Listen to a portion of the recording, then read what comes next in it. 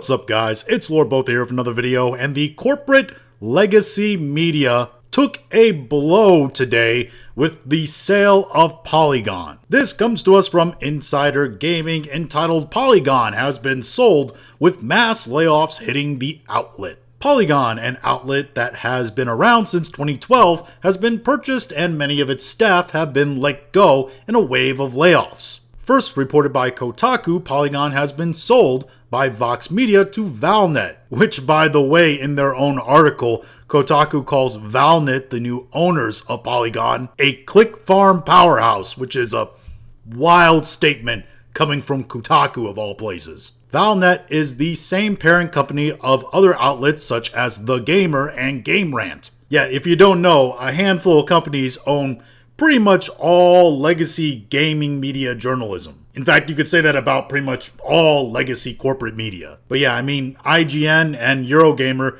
they're owned by a single parent company as well. So if you think you're getting a wide, different array of opinions from this outlet to this outlet and etc., or notice that a lot of headlines from all these different media outlets seem to be very similar, there's a reason why. Shortly after the report went live, many staff members of Polygon took to social media to announce that they were no longer with the company. And one of these people that was let go was Jeff Grubb, who a lot of people might remember him for making some pretty spicy tweets when it came to the President of the United States. It's currently unknown exactly how many people were let go as part of the layoff at Polygon. New owner Valnet has yet to put out any sort of public statement regarding the acquisition or the decision to let go a number of staff. Now, the truth is, this isn't really that surprising. And in fact, I'm shocked it hasn't happened to more media outlets, because people, quite simply,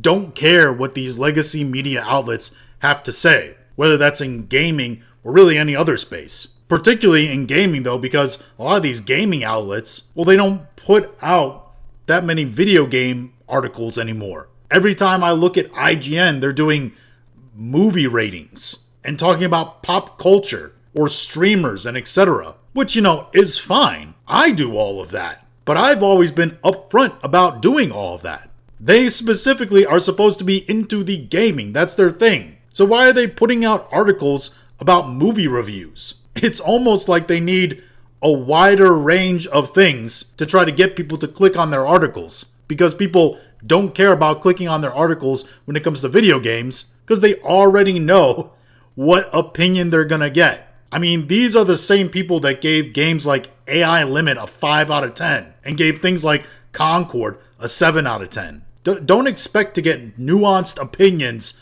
from these guys. Yeah, they're gonna give things like Clair Obscur a 9 or 10 out of 10. But I mean, who's not going to do that? That's a safe opinion. The truth is, these people are getting laid off and their company was sold because they were idiots who wrote things that either A, weren't true, or B, people didn't like. And they didn't like enough and knew what they were going to get enough that they stopped tuning in. They stopped reading the articles. That's really the death blow of any entertainment business, or even, like this, critic of entertainment business. If we know what you're gonna say, and we can predict it before you say it, why should we even bother reading the article? We know what we're gonna get. There's no nuance. There's no expectation that we might be surprised, because we can predict what you're gonna say before you say it. Is it sad that so many journalists lost their jobs? I mean, from a humanist perspective, yeah, sure. But from a business perspective, I mean, no.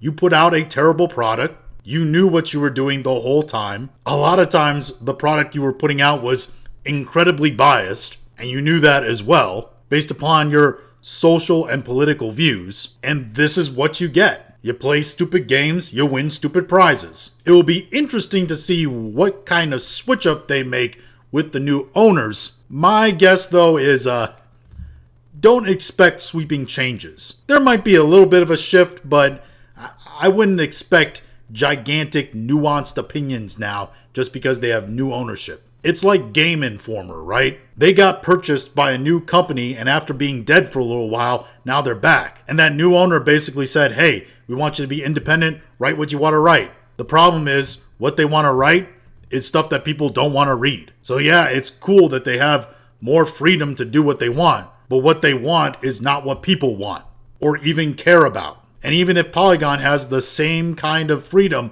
with this new owner, you're probably going to get the same result. But those are just my thoughts on all this. If you have your own thoughts, go ahead and leave them in the comments. If you like this video, go ahead and like, share, and subscribe. If you didn't like this video, I appreciate you watching all of it, and we'll talk to you again later.